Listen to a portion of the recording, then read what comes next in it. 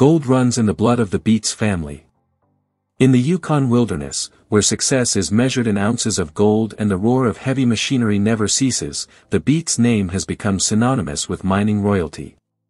At the heart of this empire stands Tony Beets, the legendary miner known for his booming voice, iron will, and multi-million-dollar fortune. But quietly, behind the camera glare and diesel smoke, another Beets has been shaping the future, only to walk away from it all. Kevin Beets, the eldest son, wasn't just another worker on the claim. He was the unsung architect of many of the Beets family's greatest accomplishments. From his teenage years in the dirt to managing full crews and resurrecting century-old dredges, Kevin built his reputation not with bravado, but with brains, patience, and skill. Yet when he finally stepped away, it wasn't with a grand farewell or a pot of gold. What Kevin left behind was more powerful than riches. It was a wake-up call, and it left his family in tears. More than just a miner. Kevin Beets started mining with his father at just 13 years old. He wasn't handed anything, he earned every inch of his place in the brutal world of Yukon mining. By 19, he was leading crews, operating million-dollar machinery, and making the kind of decisions most people wouldn't trust a young adult with.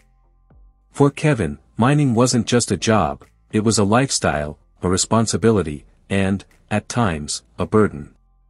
What separated Kevin from most miners, even from his own family, was his sharp intellect. With degrees in both leadership and computer science, Kevin brought something new to the Beets operation: strategy, innovation, and technical mastery. He understood the mine as a complex system, not just a series of tasks. His ability to rebuild machines, streamline operations, and manage people made him one of the most valuable assets in the family business. In his rare downtime, Kevin painted Warhammer figures with meticulous care, a symbol of the same precision and patience he brought to the mining site. He wasn't just a miner. He was an engineer, a leader, and a quiet perfectionist. But for all his skill and dedication, Kevin remained in the shadow of his father. Tony Beets, with his massive $30 million fortune and booming persona, was always the face of the operation. He made the big decisions. He took the spotlight. And most of the profits flowed in his direction. Meanwhile, Kevin earned roughly $25,000 per episode of Gold Rush, amounting to around $500,000 per season. A solid income, but in the context of the massive fortune his father had built, it was a small slice of the pie. More importantly, Kevin's role remained limited in one critical way: he wasn't an owner. Despite managing major operations and playing a vital role in the daily grind of mining, Kevin was never elevated to a true leadership position. His siblings flirted with leadership. Tony dominated the decision-making. Kevin, the workhorse, stayed on the ground. This created a deep and growing frustration that quietly boiled beneath the surface for years. Tensions in the Beets family were never a secret to fans of Gold Rush, but one moment on the show made it clear just how strained things had become for Kevin. During a routine repair involving a malfunctioning water pump, Kevin took initiative to solve the issue, something he'd done countless times before. But this time, something went wrong. A small miscalculation led to a fire, and the family erupted into a fierce argument. The explosion of anger wasn't just about equipment failure. It was a flashpoint, revealing years of buried resentment, pressure, and emotional exhaustion. Kevin, normally calm and collected, was visibly shaken. He had given everything to the mine, his time, his youth, his skills, and yet still found himself on the receiving end of blame and criticism. That moment became a symbol of something much bigger. Kevin wasn't just frustrated with a broken pump. He was grappling with something many children of powerful parents face: the crushing weight of legacy, and the painful realization that they may never truly step out from under their parents' shadow. In a public interview and on episodes of Gold Rush, Tony Beets openly praised rival miner Parker Schnabel. Parker, a young and wildly successful miner in his own right, was known for his efficiency and leadership. Tony admired Parker's business sense, and made sure everyone knew it. The problem? He never said the same about Kevin. To Kevin, this was more than just a compliment to another miner. It was a public dismissal of his own value. While he toiled endlessly to keep the Beets operation afloat, his father's admiration went to someone outside the family. It hurt, and it stuck. This, more than any single moment, may have pushed Kevin to reconsider everything. If his own father couldn't see his worth, what was he really working toward? Walking away from the gold. Eventually, Tony offered Kevin his own mining project, a chance to take the reins and prove himself as a leader. For many, it would have been the dream opportunity. But for Kevin, it was too little, too late. Years of feeling overlooked, undervalued, and emotionally drained had taken their toll. He declined the offer. And just like that, Kevin walked away, not in anger, but in quiet determination. It wasn't a dramatic exit. There were no headlines, no cameras following his every move. But the emotional fallout within the Beets family was immense. Tony, who had built his empire with iron fists and hard words, was left shaken. For perhaps the first time, he realized what he had lost, not just a worker, but a son who had carried the operation for years without asking for credit. Kevin's departure marked the beginning of something rare for Gold Rush veterans: peace. No longer bound by the mines, the cameras, or the pressure of legacy, Kevin began exploring life on his own terms. He poured his energy into gardening, home renovations, and his relationship with his girlfriend, Faith Tang.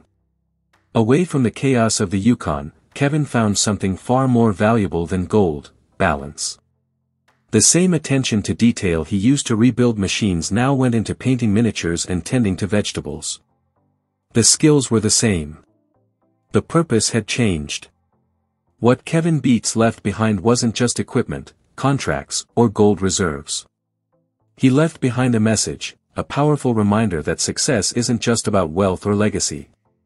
It's about self-worth, purpose, and the courage to step away when something no longer serves you. The Beets family is still digging gold in the Yukon. But for all their riches, the absence of Kevin has been felt in every corner of the claim. His legacy wasn't just built on gold. It was built on quiet strength, emotional integrity, and the bravery to choose fulfillment over fame. And for that, the Beets family may cry, but deep down, they know Kevin did what many never dare to do: he chose his own path. For years, Kevin Beets stood in the shadow of one of Yukon's most legendary miners, his father, Tony Beets. Known for his mechanical genius and relentless work ethic, Kevin had long played a key role in the family's mining empire, but always as part of someone else's vision. This season, that changed. Kevin broke away from the family fold, gambled on himself, and delivered a debut season that left no doubt: he's more than just the son of a mining legend, he's a mine boss in his own right. Determined to prove he could make it on his own, Kevin took on the responsibilities of ownership, leadership, and execution. No safety net. No backup crew. Just grit, planning, and the weight of the Beets legacy riding on his shoulders. Early challenges, a shredded belt and a shrinking crew. The season started off rocky. Equipment failure struck early in the form of a shredded feeder belt, halting production and threatening the success of Kevin's first independent run. To make matters worse, two key crew members, Chase Dreger and Hunter Canning, were forced to leave mid-season, putting even more pressure on the already lean operation. Leaning on his deep mechanical know-how and raw determination, Kevin managed to keep the plant operational, often working long shifts and handling multiple roles. Key to this success was his partner, Faith Tang, who stepped up in every way possible, from troubleshooting gear to managing morale on the claim. The duo became the heartbeat of the operation, pushing forward even when the odds were stacked against them. Against the odds, Kevin's hard work paid off in spectacular fashion. Over a brutal 3-week stretch of non-stop grinding, Kevin's crew pulled in 375.80 ounces of gold, worth over $1 million. It was an impressive haul by any measure, but for a first-time mine boss operating on a shoestring crew and limited resources, it was a breakout performance. And that wasn't the end of it. Thanks to his continued royalties from his share of the Beets family's cut, still one of the largest gold hauls in the Yukon this season, Kevin's final total soared to 1,056.57 ounces, pushing his season earnings far beyond his original goal. It wasn't just a win. It was a statement. With this season behind him, Kevin Beets has officially made the leap from behind-the-scenes powerhouse to headline name in the mining world. No longer simply Tony's son, Kevin proved that he can lead, mine, and build an operation from the ground up, even under pressure, even with setbacks, and even with everything on the line. His story this season wasn't just about ounces of gold, it was about stepping into independence, embracing risk, and delivering results that have the entire Yukon talking.